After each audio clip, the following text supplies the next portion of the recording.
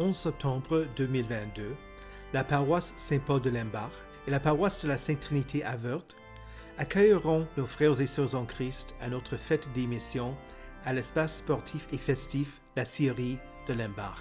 Le pasteur Jean Essig a été ordonné dans le ministère public de notre synode à l'occasion de la fête des missions de Wörth il y a 50 ans. Le culte, durant lequel nous exprimerons notre reconnaissance à Dieu pour son ministère, commencera à 10 heures. Le pasteur Dieter Roth, l'ancien évêque de la Zelk, sera le prédicateur. Le pasteur Nathaniel Jensen du synode de Missouri, qui a été ordonné le 17 octobre 2021, présentera son ministère dans le contexte d'une communauté anglophone minoritaire à Kaiserslautern en Allemagne. Sa présentation commencera à 14 heures et sera traduite en français. Vous êtes les bienvenus.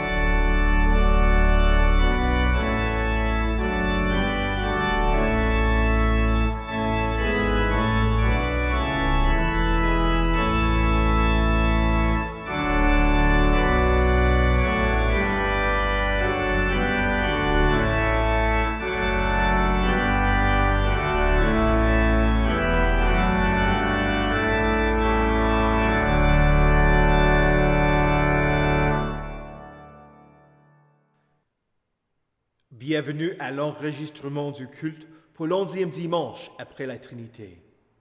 Le thème pour notre culte sera « Par la foi ». Mais c'est toujours par la foi en Dieu. C'est lui en qui nous mettons notre confiance. Alors, nous faisons appel à Dieu en prière et nous nous approchons de lui par la foi. Nous commençons avec l'introïde. Mon Dieu, tends l'oreille et écoute. Ouvre les yeux et regarde nos ruines. Regarde la ville à laquelle ton nom est associé. En effet, ce n'est pas en nous appuyant sur nos actes de justice que nous te présentons nos supplications, mais en nous appuyant sur ta grande compassion. Du lever du soleil jusqu'à son coucher, que le nom de Dieu soit célébré. L'Éternel domine toutes les nations. Sa gloire s'élève plus haut que le ciel.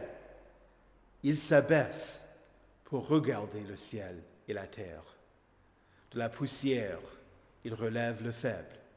Du fumier, il retire le pauvre. Au nom du Père et du Fils et du Saint-Esprit. Amen. Confessons nos péchés. Dieu Tout-Puissant, Père miséricordieux, Je confesse devant toi, moi, pauvre et misérable pécheur, toutes mes iniquités et mes péchés par lesquels je t'ai offensé et mérité ta juste colère et ton châtiment, dans le temps et dans l'éternité. Je m'en repens de tout mon cœur.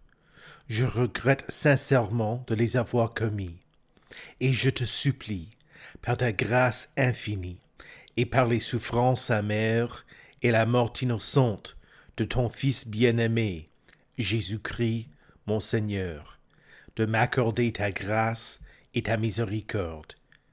Amen. Dans sa miséricorde, le Dieu Tout-Puissant a livré son Fils unique à la mort pour vous. En son nom, il vous pardonne toutes vos fautes. À ceux qui croient en Jésus-Christ, il donne le droit de devenir enfants de Dieu et leur donne son Saint-Esprit. Que le Dieu qui a commencé cette bonne œuvre en nous la poursuivre jusqu'à son terme, jusqu'au jour de notre Seigneur Jésus-Christ. Allez en paix. Amen. Prions. Seigneur de toute puissance et de toute force, qui est l'auteur et le dispensateur de tous les biens, imprime dans nos cœurs l'amour de ton nom. Fais croître en nous la véritable religion. Nourris-nous de toutes sortes de biens. Et dans ta grande miséricorde, maintiens-nous dans ces choses, par Jésus-Christ, ton Fils, notre Seigneur, qui vit et règne avec toi et le Saint-Esprit, un seul Dieu, maintenant et pour les siècles des siècles. Amen. La lecture de l'Ancien Testament pour ce 11e dimanche après la Trinité se trouve dans la Genèse au chapitre 15, les versets 1 à 16. Après ces événements, la parole de l'Éternel fut adressée à Abraham dans une vision. Il dit, « Abraham, n'aie pas peur. Je suis ton bouclier et ta récompense sera grande. » Abraham répondit, « Seigneur Éternel, que me donneras-tu? Je m'en vais sans enfant, et l'héritier de mes biens, c'est Éléazar de Damas. » Abraham dit, « Tu ne m'as pas donné de descendance, et c'est un serviteur de ma famille qui sera mon héritier. » Alors l'Éternel lui adressa la parole. « Ce n'est pas lui qui sera ton héritier, mais bien celui qui naîtra de toi. » Après l'avoir conduit dehors, il dit, « Regarde vers le ciel et compte les étoiles, si tu peux les compter. » Il lui affirma, « Telle sera ta descendance. » Abraham eut confiance en l'Éternel, qui le lui compta comme justice. Ici prend fin la lecture de l'Ancien Testament. L'épître du jour se trouve dans la lettre aux Hébreux, au chapitre 11, les versets 1 à 3 et 8 à 19. Or la foi, c'est la ferme assurance des choses qu'on espère, la démonstration de celles qu'on ne voit pas. C'est à cause d'elle que les anciens ont reçu un témoignage favorable. Par la foi, nous comprenons que l'univers a été formé par la parole de Dieu, de sorte que le monde visible n'a pas été fait à partir des choses visibles. C'est par la foi qu'Abraham a obéi, lorsque Dieu l'a appelé et qu'il est parti pour le pays qu'il devait recevoir en héritage, et il est parti sans savoir où il allait. C'est par la foi qu'il est venu s'installer dans le pays promis, comme dans un pays étranger. Il a habité sous des tentes, ainsi qu'Isaac et Jacob, les co-héritiers de la même promesse, car il attendait la cité qui a de solides fondations, celle dont Dieu est l'architecte et le constructeur. C'est aussi par la foi que Sarah elle-même a été rendue capable d'avoir une descendance. Malgré son âge avancé, elle a donné naissance à un enfant parce qu'elle a cru à la fidélité de celui qui avait fait la promesse. C'est pourquoi d'un seul homme, pourtant déjà marqué par la mort, est née une descendance aussi nombreuse que les étoiles du ciel, pareille au sable qui est au bord de la mer et qu'on ne peut compter. C'est dans la foi qu'ils sont morts, sans avoir reçu les biens promis. Mais ils les ont vus et salués de loin, et ils ont reconnu qu'ils étaient étrangers et voyageurs sur la terre. Ceux qui parlent ainsi montrent qu'ils cherchent une patrie. S'ils avaient eu la nostalgie de celle qu'ils avaient quittée, ils auraient eu le temps d'y retourner. Mais en réalité, ils désirent une meilleure patrie, c'est-à-dire la patrie céleste. C'est pourquoi Dieu n'a pas honte d'être appelé leur Dieu, car il leur a préparé une cité. C'est par la foi qu'Abraham a offert Isaac lorsqu'il a été mis à l'épreuve. Oui, il a offert son fils unique en sacrifice, bien qu'il ait reçu les promesses, et que Dieu lui ait dit « C'est par Isaac qu'une descendance te sera assurée. » Il pensait que Dieu était capable même de le ressusciter des morts. C'est pourquoi il a retrouvé son fils par une sorte de résurrection. Ici prend fin la lecture de l'Épître. Écoutez enfin avec attention et recueillement l'Évangile selon Luc au chapitre 12, les versets 32 à 40. N'ayez pas peur, petit troupeau, car votre Père a trouvé bon de vous donner le royaume. Vendez ce que vous possédez et faites don de l'argent. Faites-vous des bourses qui ne s'usent pas, un trésor inépuisable dans le ciel, où le voleur n'approche pas et où la mite ne détruit pas. En effet, là où est votre trésor, là aussi sera votre cœur. Mettez une ceinture à votre taille et tenez vos lampes allumées. Soyez comme des hommes qui attendent que leur maître revienne des noces, afin de lui offrir dès qu'il arrivera et frappera. Heureux ces serviteurs que le maître, à son arrivée, trouvera éveillés. Je vous le dis en vérité, il mettra sa ceinture, les fera prendre place à table, et s'approchera pour les servir. Qu'il arrive au milieu ou vers la fin de la nuit, heureux sont ses serviteurs, s'il les trouve éveillés. Vous le savez bien, si le maître de la maison connaissait l'heure à laquelle le voleur doit venir, il resterait éveillé et ne laisserait pas percer les murs de sa maison. Vous donc aussi, tenez-vous prêts, car le Fils de l'homme viendra à l'heure où vous n'y penserez pas. Ici prend fin la lecture de l'Évangile. Heureux ceux qui écoutent la parole de Dieu et qui la gardent. Confessons le 3e article et son explication. Je crois au Saint-Esprit, la Sainte Église universelle, la communion des saints, la rémission des péchés, la résurrection de la chair et la vie éternelle. Amen. Que signifient ces paroles? Je crois que je ne peux, par ma raison et mes propres forces, croire en Jésus-Christ mon Seigneur, ni aller à lui. Mais c'est le Saint-Esprit qui m'a appelé par l'Évangile, éclairé de ses dons, sanctifié et maintenu dans la vraie foi. De la même façon, il appelle et assemble toute l'Église chrétienne sur la terre, l'éclaire, la sanctifie et la maintient en Jésus-Christ dans l'unité de la vraie foi. Dans cette Église, il me remet chaque jour pleinement tous mes péchés, ainsi qu'à tous ceux qui croient. Au dernier jour, il me ressuscitera, moi et tous les morts, et me donnera, comme à tous les croyants, la vie éternelle en Jésus-Christ. C'est ce que je crois fermement.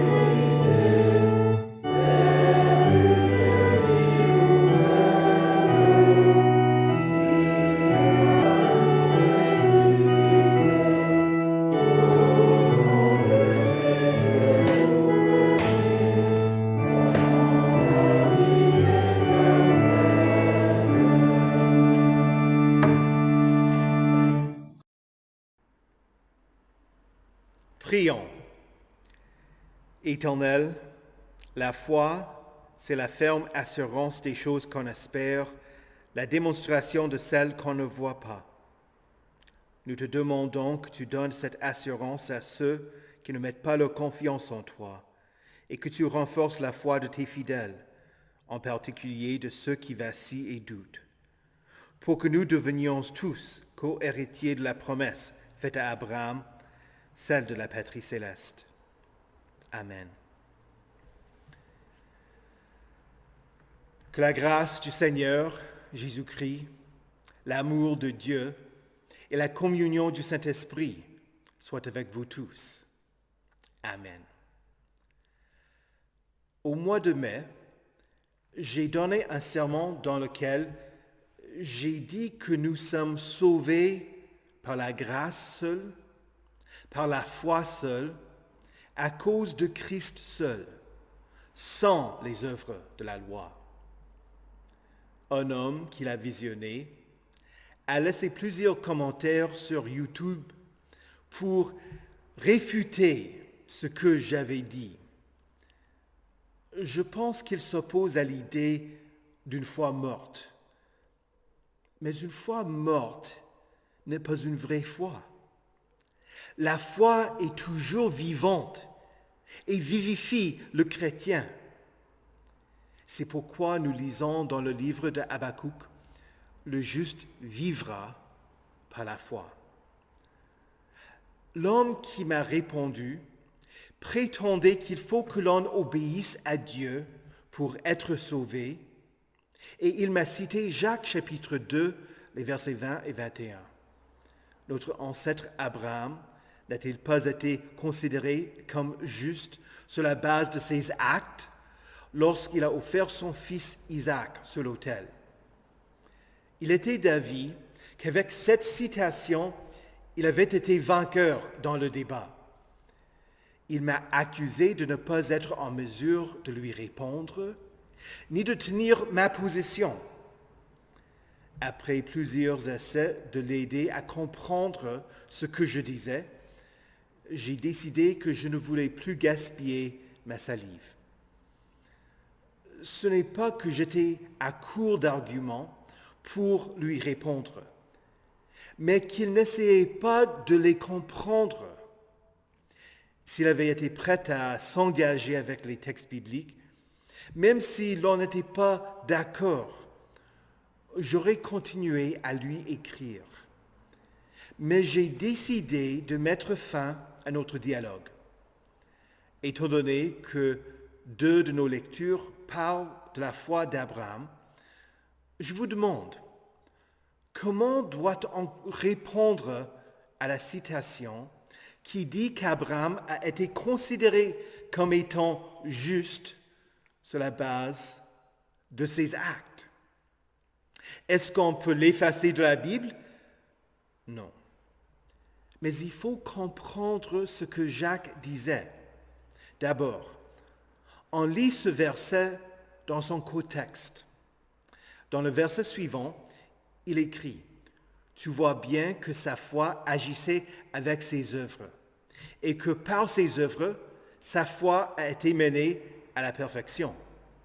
Ainsi s'est accompli ce que dit l'Écriture, Abraham eut confiance en Dieu, et cela lui fut compté comme justice. Et il a été appelé ami de Dieu. » Puisqu'il cite Genèse 15, le verset 6, il semble que Jacques lui-même a conclu qu'Abraham a été sauvé par la foi, la preuve de sa foi étant mise en évidence par ses œuvres. Ensuite, il faut dire que beaucoup d'autres versets qui sont plus faciles à comprendre disent qu'Abraham a été sauvé par la foi. Dans la lettre aux Hébreux, au chapitre 11, le texte dit qu'Abraham a agi par la foi. C'est par la foi qu'Abraham a obéi lorsque Dieu l'a appelé et qu'il est parti pour le pays qu'il devrait recevoir en héritage. C'est par la foi qu'il est venu s'installer dans le pays promis. C'est aussi par la foi que Sarah elle-même a été rendue capable d'avoir une descendance. C'est par la foi qu'Abraham a offert Isaac lorsqu'il a été mis à l'épreuve. Paul, dans la lettre aux Romains, dit que la foi d'Abraham lui a été comptée comme justice. Et encore, dans la lettre aux Galates, l'Écriture prévoyait que Dieu considérerait les non-juifs comme justes sur la base de la foi.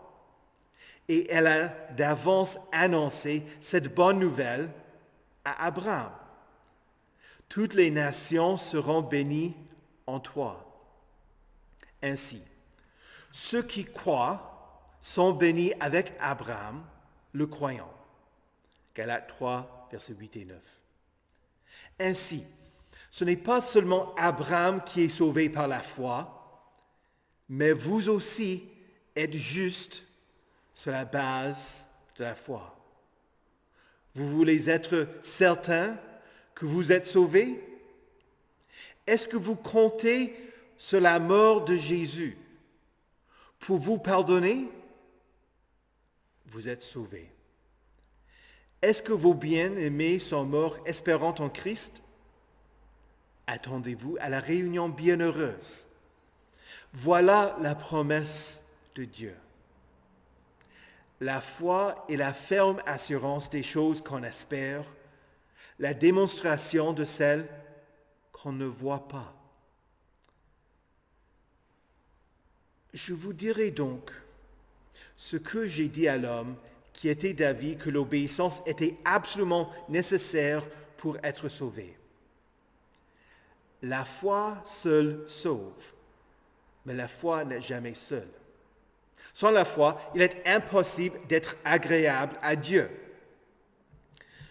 Comment peut-on admettre qu'un nouveau-né puisse être sauvé par des bonnes œuvres qu'il ne peut faire, sinon la foi?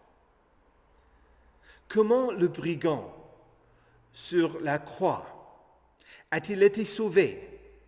Par ses œuvres ou par sa confiance en Jésus, lui demandant, « Seigneur, souviens-toi de moi quand tu viendras régner. »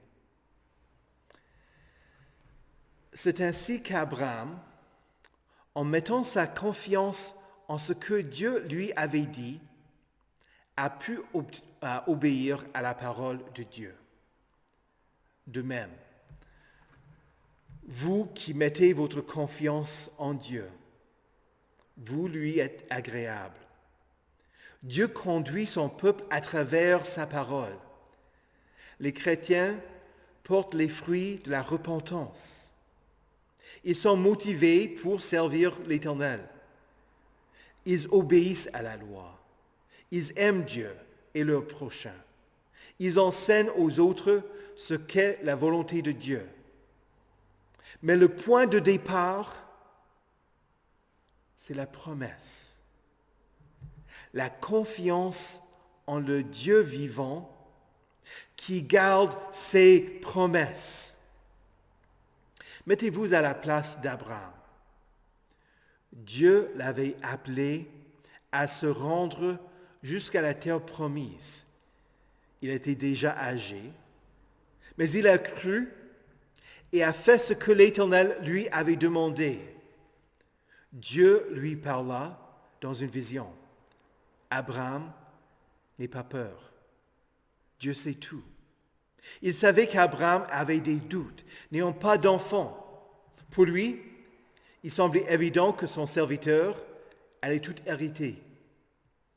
Mais Dieu le rassura en lui répétant la promesse qu'il lui avait faite auparavant. Et c'est ainsi qu'Abraham eut confiance en l'Éternel, qui le lui compta comme justice. Écoutez la promesse de Jésus pour vous. N'ayez pas peur, petit troupeau, car votre Père a trouvé bon de vous donner le royaume. Comment peut-il vous donner le royaume? À travers la mort de Jésus-Christ. Si vous méritiez le royaume, cela ne serait pas un don, mais le salaire que vous aviez mérité. Mais le royaume est un don pour tous ceux qui mettent leur confiance en lui. Par la foi, le royaume est le vôtre. De la même manière que le chapitre 11 de la lettre aux Hébreux donne des exemples d'autres fidèles, toute l'histoire chrétienne dirige notre attention vers les saints, les hommes et femmes fidèles qui nous servent d'exemple. Par exemple, le 27 août, l'Église commémore Sainte Monique, la mère de Saint Augustin. Elle n'a pas désespéré, mais prié sans cesse que Dieu convertisse son Fils. Vous avez un enfant qui s'est éloigné du Seigneur. Suivez son exemple. Ne désespérez pas, mais priez sans cesse, mettant votre confiance en celui qui peut vous exaucer. Et encore, aujourd'hui, dimanche le 28 août, l'Église se souvient de Saint Augustin, un des plus ardents défenseurs de la foi chrétienne. Augustin renonça à l'erreur de Pélage, qui niait le péché originel, et disait que l'on pouvait atteindre la perfection morale. Si nous étions en mesure d'atteindre la perfection morale, la mort de Jésus serait inutile. Augustin s'est tourné de lui-même vers Jésus, comme étant son espérance. Comme lui, rester inébranlable dans la vérité. C'était la foi qui motiva Augustin et sa mère. Mais il y en a d'autres. Les saints ne sont pas des personnes lointaines, venant d'autres époques ou d'autres lieux. Soyez inspirés par des chrétiens fidèles que vous connaissez, des membres de votre famille, des frères et sœurs qui démontrent l'amour de Christ qu'ils ont pour d'autres, des pasteurs. Suivez leurs traces, étant reconnaissants pour l'exemple de foi et d'obéissance qu'ils sont pour vous. Mettez votre confiance dans le fait que c'est Dieu qui leur a pardonné, qui les a transformés à l'image de son Fils et qui fait la même chose en vous. Pensez-y. Par la foi, nos anciens paroissiens, ceux qui sont morts dans la foi, ont fait construire cette Église pour soutenir et faire avancer la prédication de l'Évangile. C'est par la foi que vos parents vous ont fait étudier le catéchisme, voulant que vous restiez fidèles à Christ. Cette même foi en la mort et la résurrection de Jésus-Christ est la vôtre. Qu'est-ce que vous faites par la foi? Des choses qui semblent ordinaires, telles que lire une méditation chaque jour avec vos enfants, ou enseigner le credo, les commandements et le Notre Père à vos petits-enfants, ou nettoyer ou ranger la chapelle et les extérieurs, ou vous levez le dimanche matin pour venir entendre la parole. Vous aussi, vous agissez par la foi, et non pas seulement un jour de la semaine, mais chaque jour. Vous vivez par la foi, croyant en Jésus. Ce n'est pas douteux ou incertain, parce que vous avez la promesse de Dieu, le Créateur de tout, qui a tout fait pour votre salut. Et Dieu vous invite à sa table pour qu'à chaque fois que vous y êtes, vous receviez le rappel de sa promesse. Vous êtes pardonnés par Jésus. Par la foi en lui, vous êtes justes. Vivrez pour lui et vivrez éternellement. Au nom de Jésus, Amen. Que la paix de Dieu, qui surpasse toute intelligence, garde vos cœurs et vos esprits en Jésus-Christ pour la vie éternelle. Amen. Prions. Père céleste, écoute les prières de tes fidèles qui souffrent et désespèrent, qui sont victimes d'abus physiques ou psychologiques, qui ont du mal à supporter les fardeaux de cette vie, ou qui sont seuls et ne veulent plus être dans le deuil. Donne à ceux qui interviennent pour leur bien-être les ressources nécessaires pour les soulager et pour les encourager à travers leurs épreuves. Par la foi, donne-leur la patience et la force de persévérer, jusqu'au jour où ils entreront dans la cité céleste dont tu es l'architecte et le constructeur. Seigneur, dans ta miséricorde, écoute notre prière. Dieu notre refuge, par la foi, Abraham s'est installé dans le pays promis comme dans un pays étranger. Sois avec ceux qui ont été obligés de fuir leur patrie et de se réfugier ailleurs. Que les gens qui arrivent en France s'intègrent dans cette société qui les accueille et trouvent du travail pour l'amélioration du bien-être commun. Aide-les à apprendre la langue et à s'imprégner de la culture. En particulier, nous prions pour les Ukrainiens qui sont déplacés à cause de l'invasion russe. Enseigne-nous tous à vivre comme des étrangers en ce monde et des citoyens de la patrie céleste que nous recevrons en héritage. Seigneur, dans ta miséricorde, écoute notre prière. Ô Éternel, nous te rendons grâce pour le témoignage fidèle de Sainte Monique et de Saint Augustin. Nous te prions d'écouter les prières ardentes des parents pour leurs enfants. Écoute notre prière pour les baptisés qui se sont éloignés de toi et entoure-les de chrétiens qui les encourageront à venir entendre tes promesses. Puisqu'Augustin a été attiré à la fois par la prédication d'Ambroise, bénis ceux qui prêchent pour attirer ceux qui ne croient pas et ainsi les amener à écouter la parole. Donne-nous à tous d'être à l'aise en parlant aux autres de ce qui concerne la foi en toi et en invitant nos proches et tous les autres à t'entendre et à mettre leur confiance en toi. Seigneur, dans ta miséricorde, écoute notre prière. Ô Dieu, par la foi Abraham t'a obéi.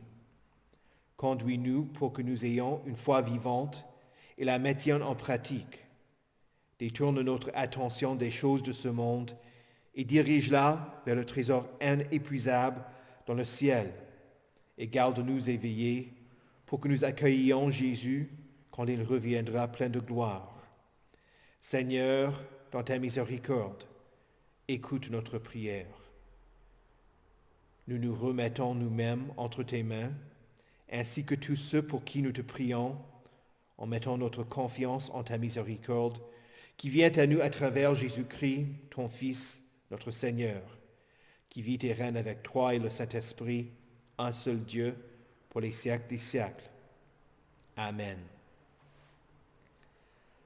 Notre Père, qui es aux cieux, que ton nom soit sanctifié, que ton règne vienne, que ta volonté soit faite sur la terre comme au ciel. Donne-nous aujourd'hui notre pain de ce jour. Pardonne-nous nos offenses, comme nous pardonnons aussi à ceux qui nous ont offensés. Et ne nous laisse pas entrer en tentation, mais délivre-nous du mal. Car c'est à toi qu'appartiennent le règne, la puissance et la gloire, au siècle des siècles. Amen. Par la foi, recevez avec joie la bénédiction de Dieu. Que le Seigneur vous bénisse et vous garde.